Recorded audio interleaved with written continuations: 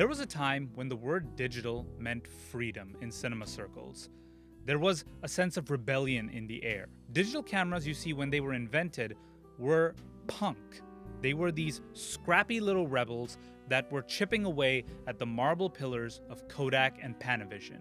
And digital cameras offered a new kind of cinema, democratic and immediate. No more waiting for a week or two for your dailies to be developed by some lab somewhere.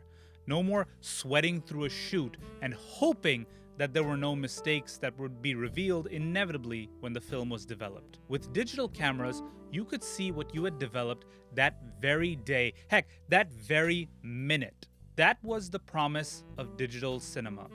And for kids like us with more ideas in our head than money in our pockets, it really did feel like a revolution. And like most revolutions, it burned too bright and then inevitably left a lot of debris behind. You see, the story of digital cinema has never been about just pixels and sensors.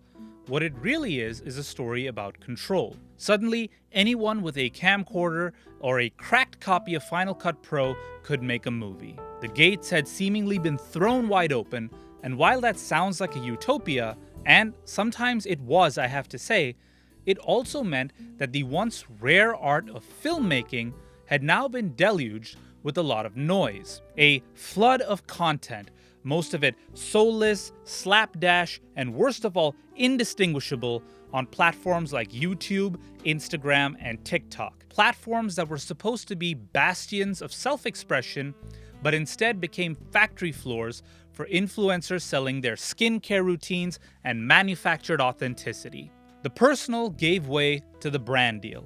And while that didn't expressly kill cinema, it definitely buried it alive within an algorithm. We convinced ourselves that this was progress, that accessibility was worth the price of quality. And as the world digitized, the people who made that old beautiful world run quietly disappeared. The projectionists, the lab technicians, the color timers, men and women who knew how to thread a reel of film and coax an image out of silver halide. These weren't just laborers, mind you.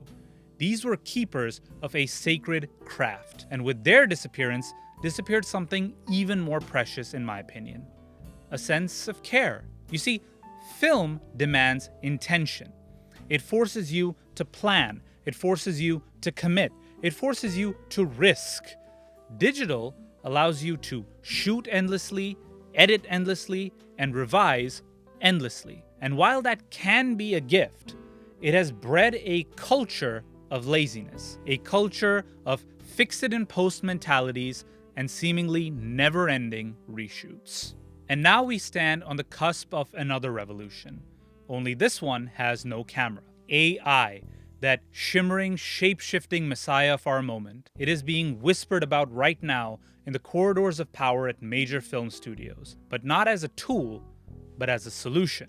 The ultimate way to cut costs, the ultimate way to reduce friction, the ultimate way to streamline productivity. And if that last phrase doesn't send a shiver down your spine, then you haven't been paying attention, because the first heads to roll will be the predictable ones. The storyboard artists, the concept designers, the editors, even screenwriters. Because think about it, why hire an over-caffeinated writer with a penchant for despair when you can have ChatGPT just spit out a 3-act structure in the time it takes you to make a cup of coffee? But okay, let's be clear on one thing here. I am not demonizing AI. The danger has never been the tool. AI, like digital cameras before it, can be a gift. They can spark the imagination. It can help you visualize the impossible.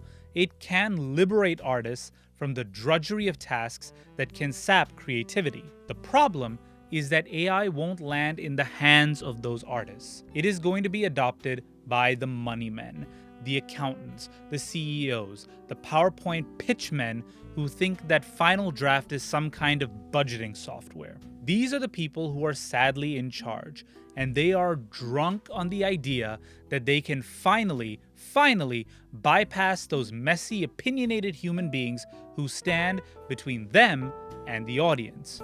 And who are these messy human beings? The filmmakers, the storytellers. So we're entering a future where the word filmmaker might just become content manager. And you want to know what the worst part is? Audiences aren't going to notice.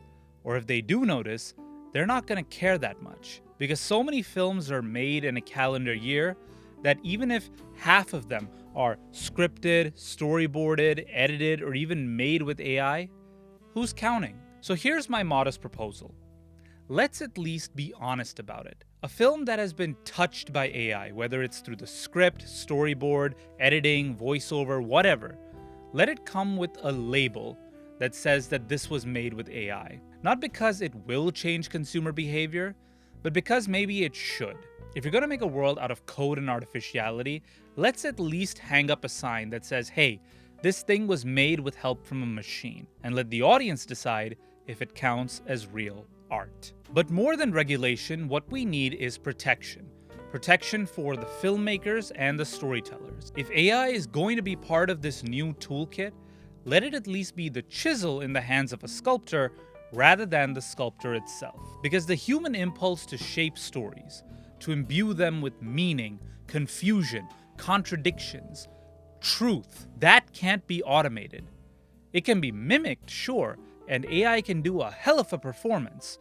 But the soul, that ineffable, maddening thing that makes a story matter, that still comes from us. Now, I'm not saying this as some kind of Luddite clinging to some kind of nostalgia, but as someone who fell in love with that thing that he is now afraid of. Coming back to the old film versus digital thing, I still remember when I picked up my Canon 600D DSLR for the first time and began playing with it. It felt like magic. There were no crews, no gatekeepers, and the absolute freedom to make mistakes. And years later, when I started experimenting with 35mm photography and shooting on a Bolex with 16mm film, I felt something different. A reverence, if you will. Film demands that you slow down, think harder, choose carefully. And in doing so, it teaches you to respect the story and measure your steps. Like a dancer on a narrow edge.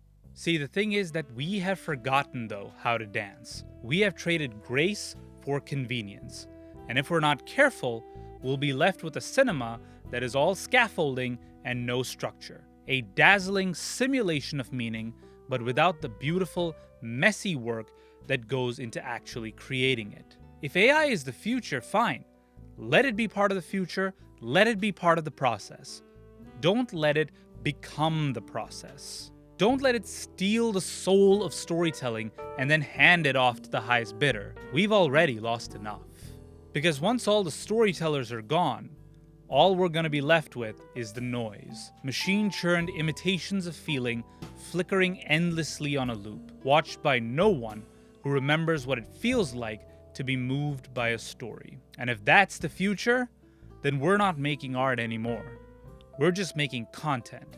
And content doesn't care about you.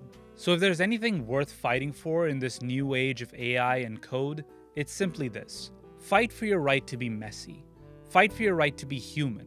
To make art that will bleed when you touch it. Because while AI might know how to tell a story now, it is only us humans that know why that story needs to be told. Thanks for watching.